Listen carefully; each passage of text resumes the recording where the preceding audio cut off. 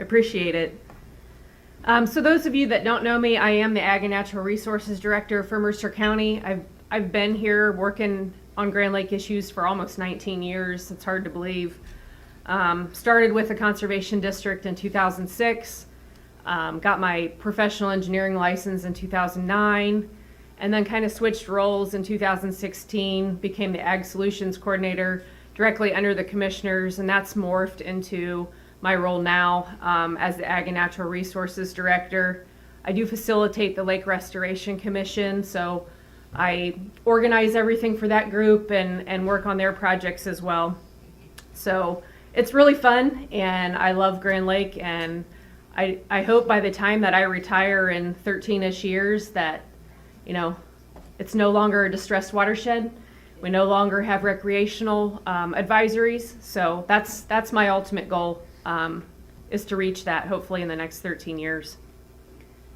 It's great to have a big crowd here, and I know you probably can't really see this all that well, but I want to promote the fact that we have these natural spaces around Grand Lake St. Mary's. I know we try to spread the word, but it seems like it's hard to get the message out there that we have all of these natural spaces that are open to the public. They're beautiful. There's walking trails on almost every single one of them, and I would encourage the public to get out and enjoy nature, especially if you don't have access to that. It's a great opportunity. These sites are open year-round from sunrise to sunset, and they all are unique. So I want to just kind of point out some of these projects, and I don't know how many. Is everybody familiar with our natural sites? No? Great. I'm glad that y'all are here today. So like I said, I know it's hard to see, but our flagship treatment train, which is essentially a treatment wetland, was on Prairie Creek. It's a 30-acre site. We pump water from the lake for treatment through a series of constructed wetlands, goes out into the littoral wetland. Coldwater Creek was our second site over here. That was constructed in 2015. Again, beautiful. I think it's about close to a mile walking path around the site. I know people that live close to it utilize it every day. It's another beautiful site. Beaver Creek was our third site. That one sits real close to the Montezuma Club Island wastewater treatment plant. Down here is a project that's near and dear to my heart. It's on the Mercer County Elks Golf Course, so it's not open to the public, but if you're a golfer or a member, I'm sure you've seen it. It's a natural channel restoration. We did that project back in 2019 and 2020. The stream meanders now. It's about 2,000 feet. It's, instead of it being a straight channelized sloughing banks, it's a beautiful restoration.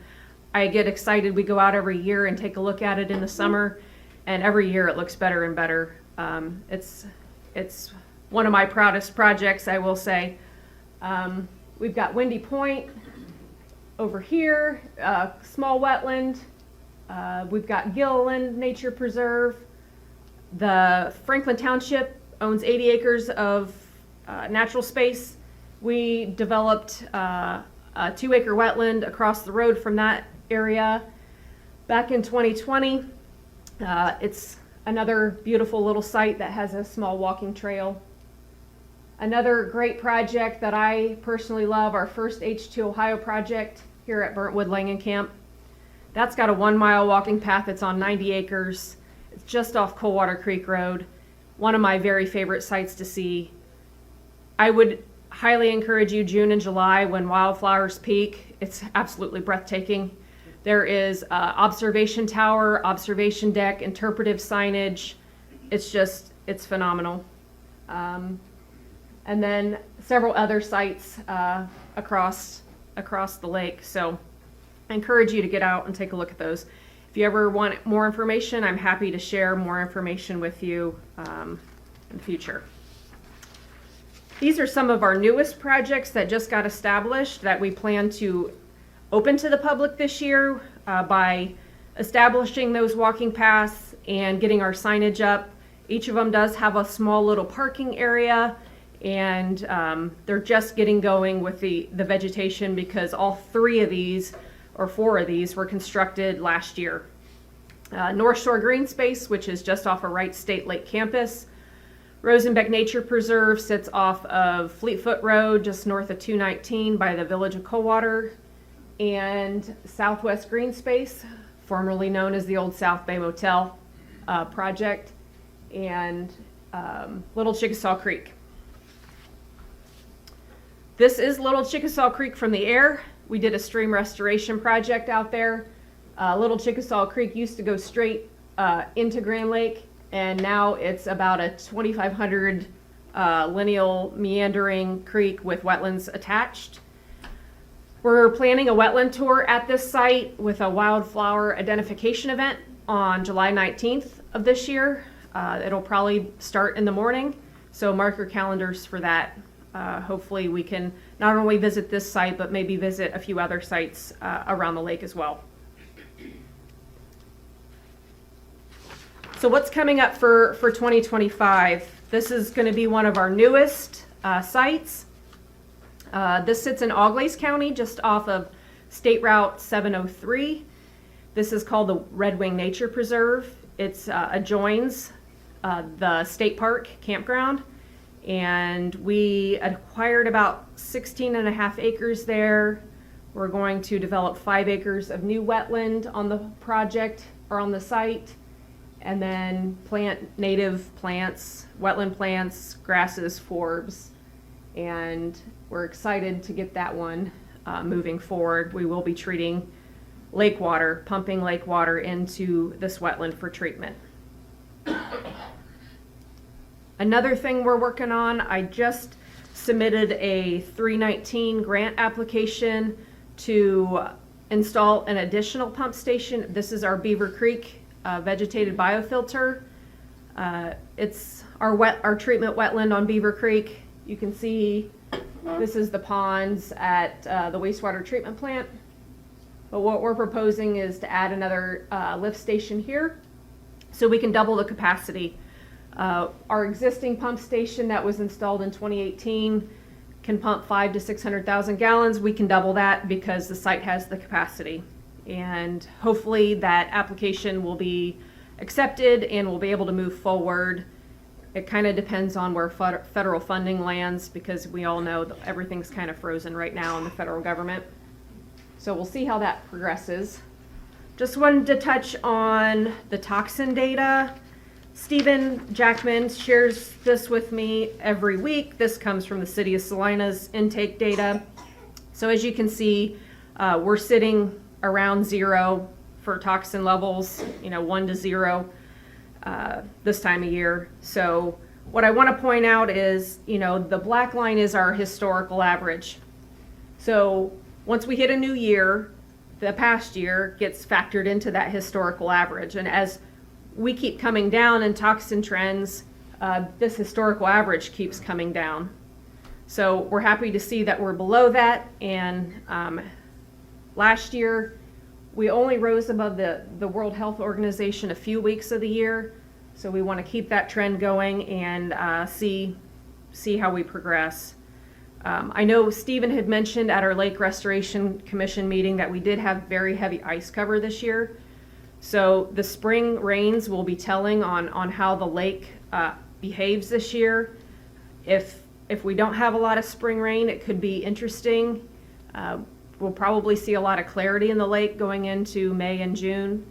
But if we get a lot of spring rain, it'll probably be a typical year here at Grand Lake St. Mary's.